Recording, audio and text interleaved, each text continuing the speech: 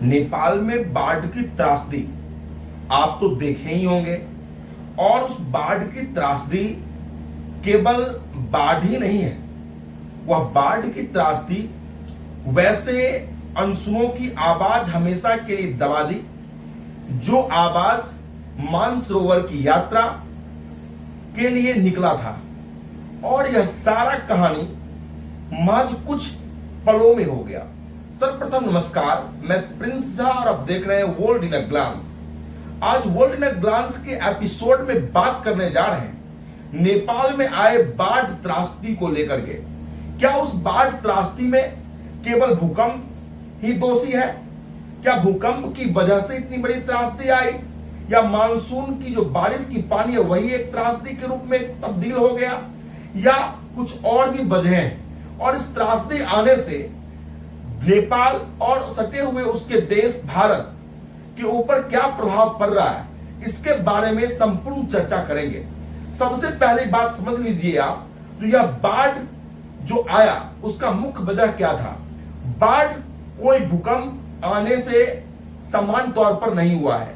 इसका मुख्य वजह यह है, जो तिब्बत और नेपाल के बॉर्डर पर वह एक बड़ा सा बर्फ का चट्टान और बर्फ साथ में गिरता है, जिससे झील से जो पानियां प्रवाहित होती है उसके रास्ते ब्लॉक हो जाते हैं, रास्ते बंद हो जाते हैं, और झील की पानियां लगातार एक ही जगह पर में एकत्रित होते चले जाती है। और उस पानी का दबाव इतना बढ़ जाता है कि वह चट्टान और वह बर्फ उसको कंट्रोल बर्दाश्त नहीं कर पाता है, तो साइड से एक दरार पैदा होती है, और जिससे पानी बहुत रफ्तार में बहुत तेजी से बहने लगता है। और उस बहने के कारण पूरे नेपाल, इतना पानी का बहाव तेज होता है जो पूरे नेपाल को बहाव में ले आता है। और साथ साथ नेपाल के सटे हुए राज्य जो बिहार है, जो भारत देश का राज्य है, उसमें गोपालगंज, शिवहर, वैशाली, मुजफ्फरपुर और कई छोटे छोटे जिला,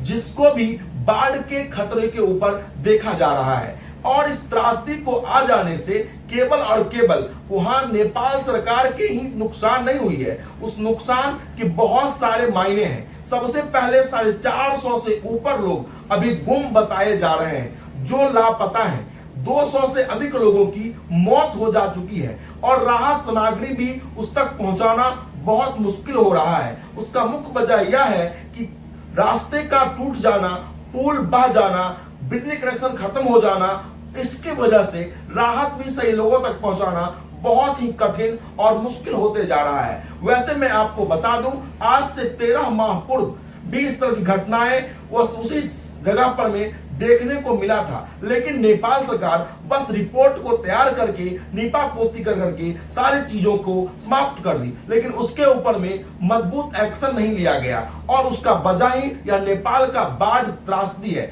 और बाढ़ त्रासदी का मुख्य वजह है जो बर्फ को टूट के गिरना और चट्टान को साथ में गिरना, यही इसका मुख्य वजह है। लेकिन सरकार अगर 13 महीने पहले जो इस तरह की घटना घटित हुई थी, इसके ऊपर प्रॉपर कार्रवाई की होती तो शायद इतने लोगों की जिंदगी बच सकती थी, पुलिया ढहने से बच सकती थी, रास्ते बेघर होने से बच सकते थे, और इस तरह की त्रासदी से बचा जा सकता था। बाद बाकी आप क्या सोच रखते हैं कमेंट सेक्शन में बताएं। जय हिंद।